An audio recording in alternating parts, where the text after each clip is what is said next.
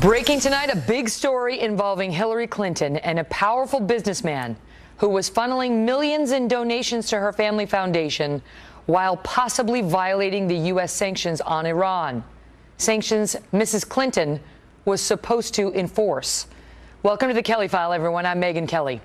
There are serious new questions tonight involving Hillary Clinton and the man seen here, Viktor Pinchuk. Mr. Pinchuk is the fourth richest man in Ukraine, the owner of a massive pipeline company, and reportedly the man who gave more to the Clintons' family foundation than any other individual.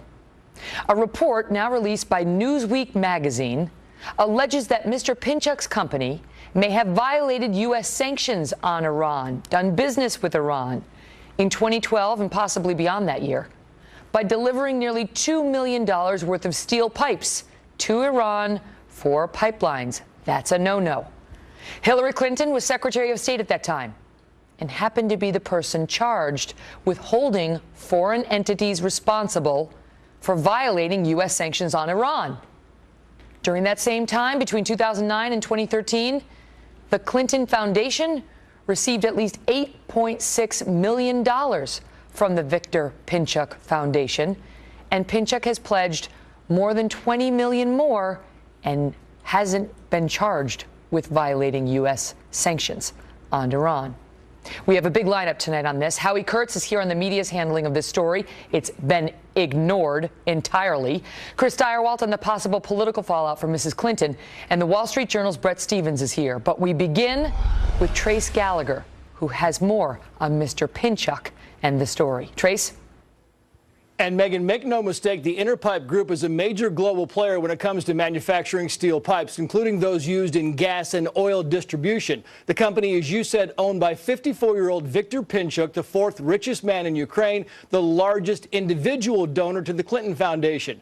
Pinchuk has known the Clintons for 9 years and has reportedly become very close friends with Bill Clinton. Viktor Pinchuk is also the son-in-law of a former Ukrainian president who the New York Times says was accused of corruption, nepotism, and murdering journalists. The former president also sold a state-owned steel company to his son-in-law for what critics say was pennies on the dollar. Now, back in November, former Congressman Republican Steve Stockman raised a red flag with the U.S. Treasury Department over Interpipe's dealings with Iran. Stockman was concerned that Interpipe was circumventing U.S. sanctions that prohibit any single invoice of more than $1 million to Iran's oil and gas industry. Newsweek now claims it has documentation that confirms a series of shipments from Interpipe to Iran in 2011 and 2012 with invoices totaling millions of dollars. Now, some argue that U.S. sanction laws are not well defined and that Interpipe may not be in violation, but Interpipe also has a subsidiary right here in the U.S., and that alone might qualify the company for crippling penalties like denying it access to both the U.S. market and U.S. banks. Back in 2012, a Chinese oil company with no U.S. base of operations was penalized for ignoring U.S. foreign policy. Of course, the State Department is in charge of policing the list of foreign companies, and at the time, the head of the State Department was, of course, Secretary of State Hillary Clinton.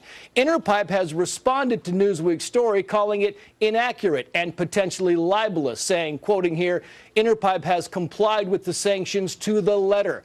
Any allegation to the contrary is completely wrong. The alleged evidence of alleged violations is either falsified or the authors have been misled in the interpretation. Experts say, violation or not, this is why even some Clinton supporters believe taking donations from foreign companies is a bad idea. Megyn. Trace, thank you. Joining us now with more, Bret Stephens, a columnist for the Wall Street Journal and author of America in Retreat, The New Isolationism and the Coming Global Disorder. Bret, good to see you. So this is a significant story that right now is on Newsweek. They posted it on Saturday. And this is as close as we've seen so far to a direct suggestion of a this for that deal, where this guy made millions in donations to the Clinton Foundation, and according to this former congressman and according to Newsweek, which claims to have seen the documents, he was providing oil supplies basically to Iran, which is a no-no under U.S. sanctions, and faced no penalty, which he denies. But Newsweek and this former congressman seem to think he did.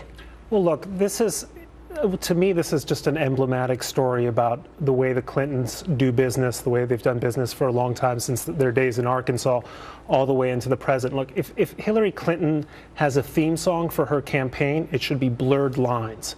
Because here we see a perfect example of the blurring of her functions as Secretary of State, as a political figure, as a person with responsibility over a major philanthropy, and then in terms of her private interests. I was at a conference in Ukraine just a couple of years ago, sponsored by Mr. Pinchuk, and who, of course, were the star guests, the guests of honor, Bill and Hillary Clinton. Hillary Clinton gave. They're very tight.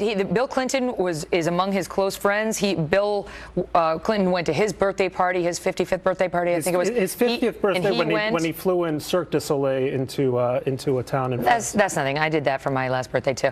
But and then he went to Bill Clinton's 65th birthday party. I mean, they're tight, and this guy's given so much money, millions of dollars, and I think 65% of the millions that he's given was given to the Clinton Foundation during the years that Hillary was Secretary of State, which raises.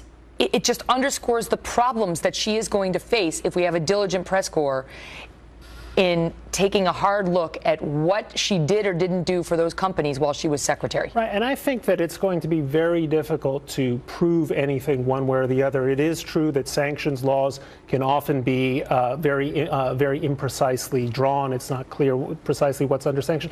But it gets to the point that the Clintons inhabit this area between outright corruption and actual ethical conduct, and that's the world of sleaze. That's the world of connections. That's the world in which people have access to the Clintons or are somehow buying access to the Clintons. I mean, to give you an example, the New York Times last year took note that Chelsea Clinton gets about $75,000 or as much as $75,000 a speech for speaking on subjects like diarrhea, which is a subject she says she's passionate about. Well, in the third world, she's talking about kids dying from I understand that, but why do people pay that kind of money? Why do people want the Clintons at their...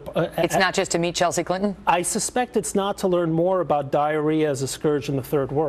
It's to have access and to be able, and that's what this guy has with Bill Clinton. I mean, just sitting next to him gives him legitimacy. Right, and even if the behavior of the Clintons is above board, you have to ask, well, who else then has access? Who's invited to the party? What favors are being done by saying, come to a certain conference where Bill and Hillary Clinton are going to be present? And that's why this whole philanthropic sort of empire that the Clintons have assembled between the foundation, Global Initiative, and so on, I think is so toxic and tells you so much about the way the Clintons have always operated. If you like what you're seeing now, we're going to hear about it more and more throughout the campaign, and if she's elected through her presidency. And the question remains, to whom does she owe favors because of the Clinton Foundation? Brett, good to see you. Good to be here. Joining us now with more, Fox News digital politics editor Chris Stirewalt.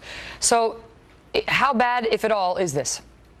Well, look, perhaps it is true that Pinchuk and others who have unsavory associations, or these people who are not exactly the kind of folks that Mr. and Mrs. America want to see hanging around with their future president, maybe these people are all fools. Maybe they give all this money for nothing. Maybe they, instead of giving it to the Red Cross or some other charitable place, they give it to the Clintons in hopes of access, and they never get any. But that's billions of dollars worth of mistakes that people have been making over the years. Mm-hmm. And for Hillary Clinton, here's the deal. You remember Mark Rich? Remember what he was in trouble for? He got a pardon from Bill Clinton in the flurry of activity at the closing days of the Clinton presidency. He got a pardon because he was on the lam in Europe for violating rules for trading with Iran. It was so serious that he was trafficking in oil with them, that it was so serious he was facing enormous penalties, big enough that he fled to Europe and stayed there, and then somehow, magically, at the end of the Clinton presidency, got a very nice pardon deal. Mm-hmm. A deal pushed by Eric Holder. Well, yes, a deal ratified. Eric Holder checked off on it at the end, which I'm sure he has regretted to this day. The deal for the Clintons politically on this is, as Brett said, as you point out, the baggage builds up over time, and people just get to the point where you throw up your hands and you say, can we please stop with the one after the next after the other, and the long list of association, it accretes to them, and people become fatigued by thinking about, as you say, is this really what you want to live through for the next 8 years. Well, what about the fact that, if this in fact happened, I mean, right, if Newsweek is right and this former Congressman Stockman is right, that the Clinton Foundation took the money and did not enforce the sanctions law against the guy who donated the money, because, I mean, the guy who was, giving money to Iran also gave money to, or selling to Iran, also gave money to the Clintons. And if they're right that Mrs. Clinton looked the other way because he was making the donations to her foundation, the Democrats are not going to be happy. I mean, aside from the ethical issues, that's a direct undermining of President Obama's policies, the sanctions he helped put in place. And that's the key. This is not a story about Republicans don't like Hillary Clinton and here they go again. This is Hillary Clinton undermining what is the cornerstone foreign policy initiative of President Obama. That's the allegation against her. That's the claim in this Newsweek article, is that Hillary Clinton was either by inference or action, if you want to take the claim to the next level, inference or action, undermining the president's policy on Iran and making the situation weaker. This does not sound like a good time to throw into question how well the sanctions were enforced, just as the president's trying to get them lifted, saying that they've been effective and they worked. Chris, it's good to see you. I want to underscore to the viewers again, as Trace reported, that this company, Interpipe, Pinchuk's company, again comes out and says this Newsweek report is inaccurate. They say it's potentially libelous, although Newsweek reported that when they reached out to Interpipe for comment, they did not respond to requests for comment on it. Now, after the fact, after it comes out, they come out and say, we haven't violated the sanctions, and this is a potentially libelous piece. We'll continue to follow up on this. We ourselves are searching for the underlying documentation and hope to have a follow-up report for you on this tomorrow night. Well, Newsweek first reported this story 4 days ago. So why are we just seeing the details on this now? Do you think if this kind of report hit in a publication like Newsweek about a Republican, it would have been totally ignored for 4 days? Howie Kurtz is next on how the media is handling this one and why. Plus, big news tonight. Clinton is now known as the Butcher of Benghazi after the release of the scathing report, Breach of Duty, Hillary Clinton, and Catastrophic Failure in Benghazi. The report lays the murder of Chris Stevens, Sean Smith, Ty Woods, and Glenn Doherty directly at the feet of Hillary Clinton. According to the report by the group Special Ops OPSEC, there were hundreds of cables sent to the State Department and Hillary Clinton directly, describing how al-Qaeda-linked militias continually roamed the area around the Benghazi consulate. That Clinton knew the area was dangerous, knew that Chris Stevens had requested more security, and Hillary Clinton had not only refused, but had cut what little security the consulate had. Moreover, according to the OPSEC report, on the night of the attack, September 11, 2012, a Special Forces State Department Foreign Emergency Support Team engaged specifically when a consulate comes under terrorist attack had been deployed but was told to stand down by the State Department under the direction of Hillary Clinton. This is in addition to the stand-down order given to Special Operations Command AFRICOM Commander Lieutenant Colonel Gibson. Gibson and his team of Special Forces were in the process of boarding a C-130 from Tripoli to Benghazi when a call came in from AFRICOM to stand down. This was revealed in a congressional testimony by State Department's Deputy Chief of Mission, Gregory Hicks. According to experts, this stand-down order from AFRICOM that has authority over the entire African continent could only have come from the President of the United States, Barack Hussein Obama. It also appears AFRICOM, formerly headed by General Carter Ham, rebuffed Obama's stand-down order and was relieved of command within minutes. After the stand-down order, more than likely to hide the fact that the CIA was illegally shipping surface-to-air missiles to the al-Qaeda-linked Syrian rebels, the CIA annex being minutes away from the consulate, the Obama administration orchestrated a massive propaganda operation, blaming a protest turned violent over an obscure YouTube video. Clinton and Obama peddled this anti-Muslim video fantasy for a full month, Obama even spinning the story at the United Nations, proclaiming with righteous indignation in his voice that no one should sully the name of the Prophet Muhammad. The future must not belong to those who slander the Prophet of Islam. It was later revealed that Obama and Clinton lied about the video being behind the attack on the Benghazi consulate, that it was the al-Qaeda-linked group Ansar al-Sharia, the same group that was identified in an email that went directly to the White House Situation Room within minutes of the attack. Obama apparently didn't read the email, however, because as White House records now show, Obama never went to the White House Situation Room on the night of the attack. He was too busy preparing for the next presidential debate. Obama and Clinton then went into phase 2 of the cover-up, blaming the intelligence agencies for feeding them faulty intel. This, as revealed in recent emails released by government watchdog group Judicial Watch, is yet another lie. According to the emails, Clinton and the rest of the Obama administration were feverishly working to cover up the fact that al-Qaeda had attacked our embassy, feverishly trying to prevent Obama's re-election campaign from imploding, feverishly trying to create a lie big enough that the entire American public would fall for. The emails show that the phony video story was nothing but a fiction to save Obama and Clinton from being tarred and feathered and run out of Washington for leaving Americans defenseless in a den of al-Qaeda militants. There are several smoking gun emails, but the key email is from Ben Rhodes, once an aspiring but failed novelist, now Obama's National Security Advisor for Communication, in effect, his spin doctor. The key smoking gun email was sent by Ben Rhodes on September 14, 2012 at 8:09 p.m. with the subject line regarding prep call with Susan Saturday at 4:00 p.m. ET.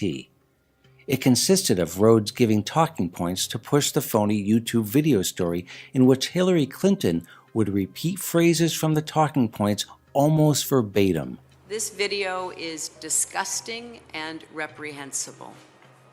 It appears to have a deeply cynical purpose to denigrate a great religion and to provoke rage. But as I said yesterday, there is no justification, none at all, for responding to this video with violence. Susan Rice, as per Rhodes' email, was prepped to go on 5 Sunday talk shows, ABC, CBS, NBC, Fox News, and CNN, to lie to the American people, leaving out the fact that an al-Qaeda-linked group had attacked our consulate. If the Democrats get their way and the butcher of Benghazi, Hillary Clinton, is elected president in 2016, no doubt Susan Rice and Ben Rhodes will follow her coattails in the office. And it won't just be 4 Americans murdered by al-Qaeda, but hundreds, if not thousands, of Americans who will be slaughtered due to incompetence, lies, and cover-ups. And Hillary Clinton will raise her bloody hands up and proclaim, "What difference does it make?" The fact is, we had 4 dead Americans. Was it because of a protest, or was it because of guys out for a walk one night who decided they'd go kill some Americans? What difference at this point does it make? Well, it does make a difference. There are 4 dead Americans who were abandoned by the Obama administration, and the American people demand justice. But there's a new sheriff in town.